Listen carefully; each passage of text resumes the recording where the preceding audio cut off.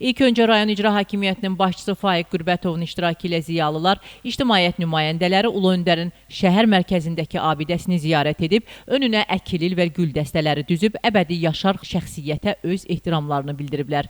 Daha sonra Mahmudçala Ovçuluq Təsərrüfatı ərazisində ekofəalların təşəbbüsü ilə 102 ağac, 102 nəfəs, 102 il devizi altında ağac əkmə aksiyası keçirilib. Tədbir zamanı 102 ədəd Eldar şamı və digər həmişə yaşıl ağac növlərinin tingləri torpağa əkilib. Aksiya Ekologiya və Təbii Sərvətlər Nazirliyinin 3 saylı regional idarəsinin əməkdaşları, eləcə də Biləsuvar Cəllabad ekologiyanın qorunmasına yardım ictimai birliyinin kollektivinin və ekoloji fəallarının birgə təşəbbüsü ilə təşkil olunub. Əkilən ağacların sayı təsadüfi seçilməyib. Bu rəqəm dahi liderin 102 yaşını simvolizə edir. Əkilmiş ağacların gələcəkdə düzgün böyüməsi və qorunması isə yerli ekoloji fəal 77 yaşlı rayon sakini Rüstəm Məmmədov öz üzərinə götürüb. Rüstəm kişi deyir ki, bu ağaclar onun üçün sadəcə bitki deyil, onlar bir əmanətdir, yaddaşdır və vəfa borcudur. Bu ağaclar Heydər Əliyevin ruhuna olan minnətdarlığını yaşılı ifadəsidir. Tədbirdə Ulu Öndərin 102 illiyinə həsr olunubdur.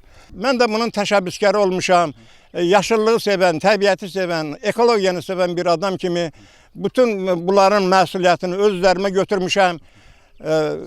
Çalışacağım ki, əlimdən nə gəlir ki, bu yaşıllığı əldən verməyim. Aksiya iştirakçıları torpağa köçürülən yeni tingləri suvarıb onlara qulluq göstəriblər. Ekofəallar bu təşəbbüsün təkcə xatirə xarakteri daşımadığını, həm də ekoloji cəhətdən mühüm əhəmiyyətini kəsb etdiyini bildiriblər. Bu cür layihələr gələcək nəsillərə daha yaşıl və sağlam mühitin ötürülməsi baxımından vacibdir. Könül Kazımova, İlqar Mustafayev, Bugün informasiya proqramı üçün.